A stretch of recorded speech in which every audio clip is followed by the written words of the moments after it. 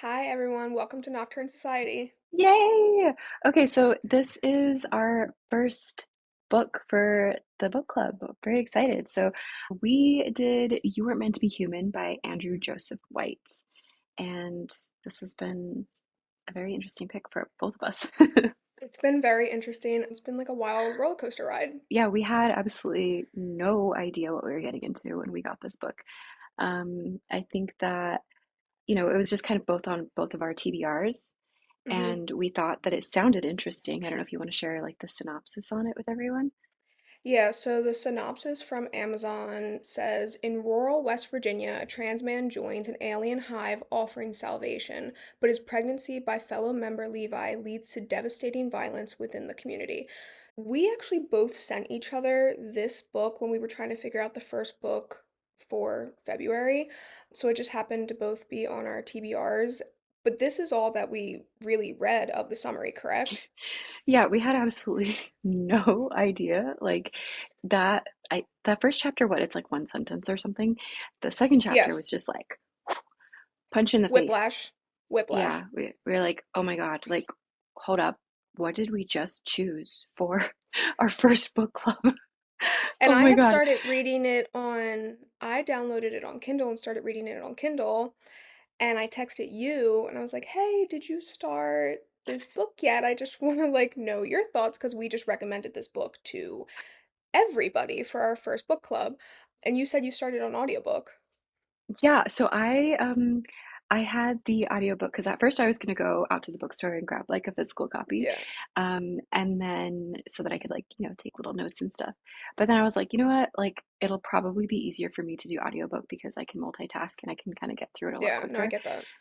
And so I remember you were like you sent me like a few little like screenshots of some of the dialogue and I was like, oh no, like literally what did we You were just losing your recommend? mind. You were losing hmm your mind. And then I was like, okay, well, I have to start this on audiobook. And so I started the Audible version of it, and it's like a completely different experience.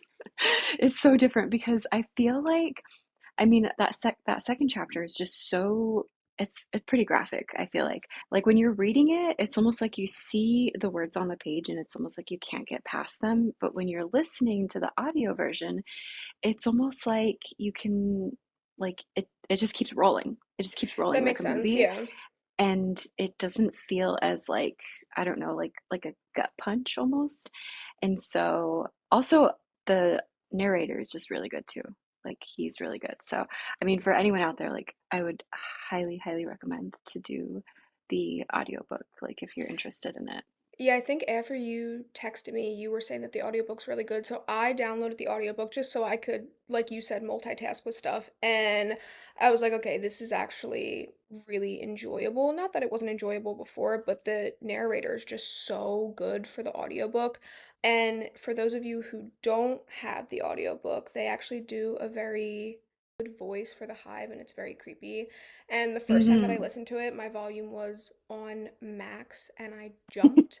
We'll put like a little clip of it in, but it is very, very creepy. Go, child, the hive says, with its thousand chattering jaws and the buzzing of 1,000 wings.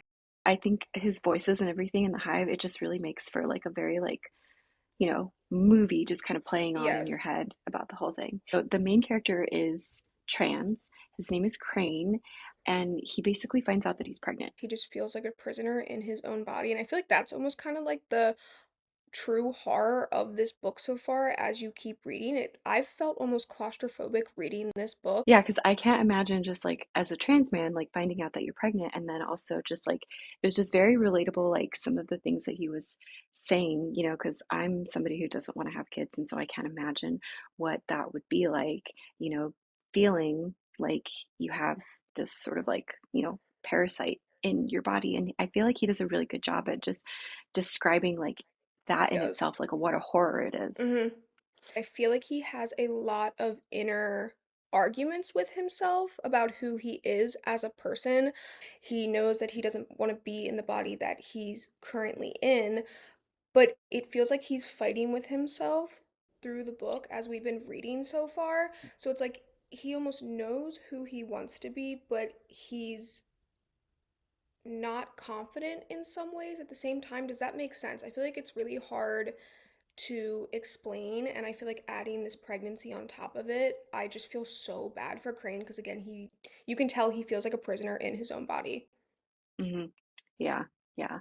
And it's so interesting because they all like seem to work at this gas station. Like, I Yep. guess we need to explain like the hive a little bit more because the hive is just basically like essentially like they get bit on their wrist, and by doing that, it kind of joins them into this sort of like collective consciousness. Yeah.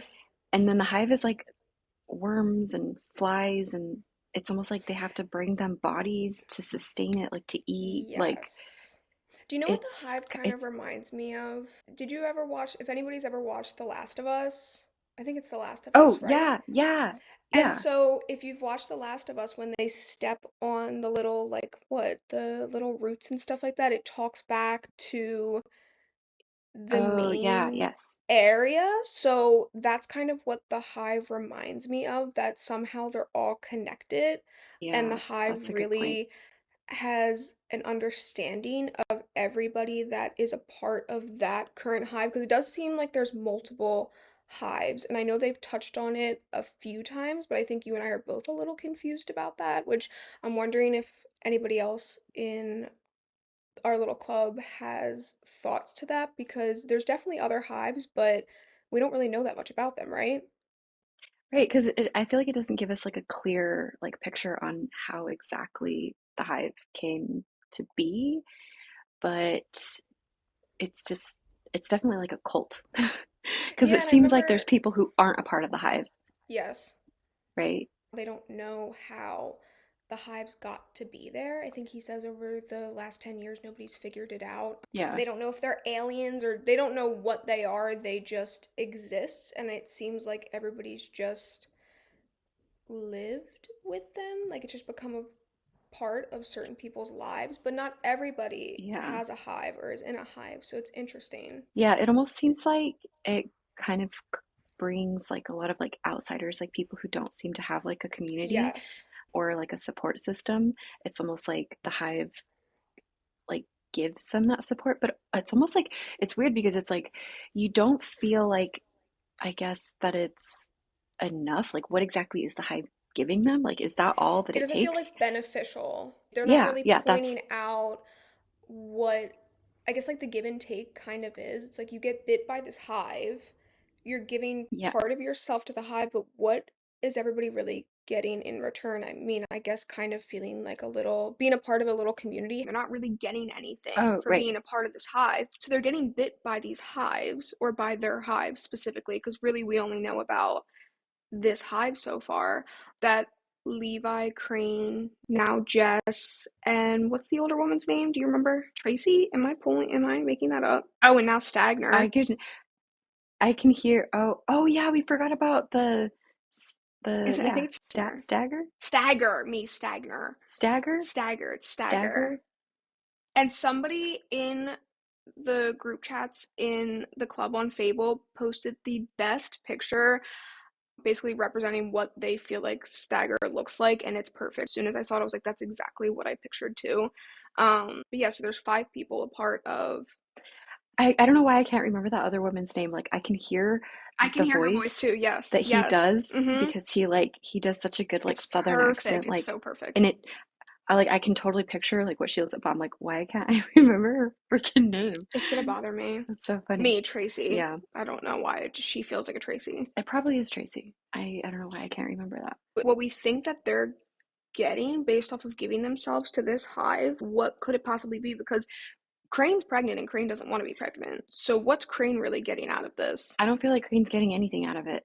Like I don't think Crane's getting anything out of it at all. First it was like having a community, and then just people who just, seem to accept him. Yeah. But now it's like they're using Crane. We don't really even know like what these people are getting in terms of like the hive. It seems like they're supplying bodies to the hive to sustain the hive, Yes. but it seems like the hive is giving them community, and like Crane is getting people who like, you know, accept him or just Understand him, I guess. understand him, maybe. I don't even know. But it doesn't really seem like it seems like Crane's like literally not getting anything out of this. Like now he's pregnant. He doesn't want to be pregnant. And it seems like because the old lady, like she would do like abortions on people, Yes.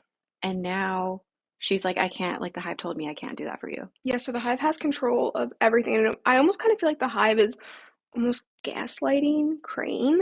So the Hive is on Levi's side and the older woman's side. And it seems like Jess's side. It just feels like Crane is lost right now. Like Mhm, Crane has nobody mhm. to talk to.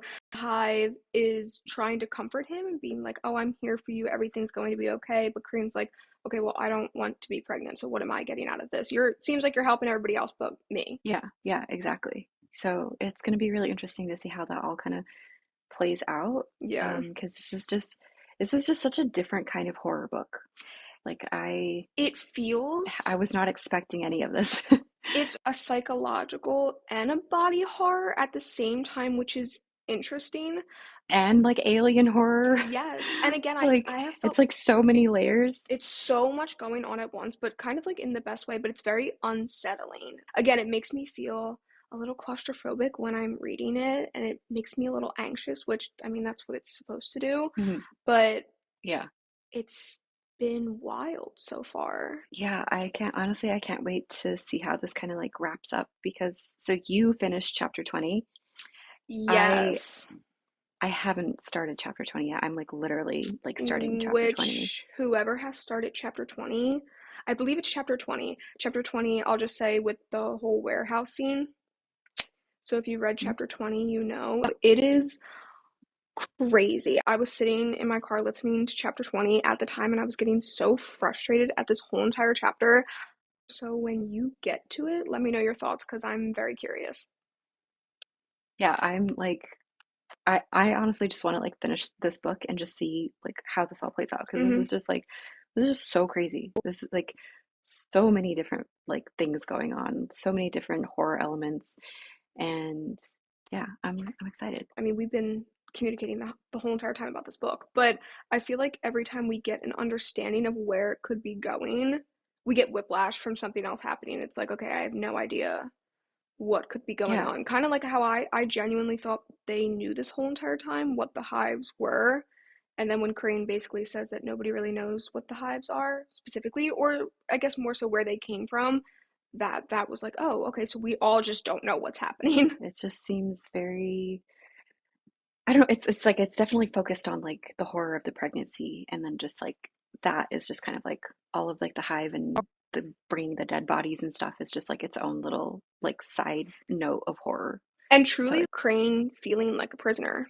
So not only, again, is yeah. Crane a prisoner in his own body, he feels like a prisoner in his own mind because he's selectively mute, which I feel like we didn't talk about or did talk about. So he feels a prisoner in his own mind, a prisoner in his own body, and now a prisoner in his own hive, really. Yeah, yeah. Like he's literally getting nothing out of Yes, out of poor, any of I this. feel so bad for him. Yeah. Okay, so we are going to be voting on a new book Yes, for next month in Fable. I hope that everyone's like enjoyed the book so far. I understand like, you know, this has not been your cup of tea at all. If you're reading it, I would highly encourage you to listen to the audiobook because the audiobook please. version is very, very good. It's very, very It's entertaining. awesome.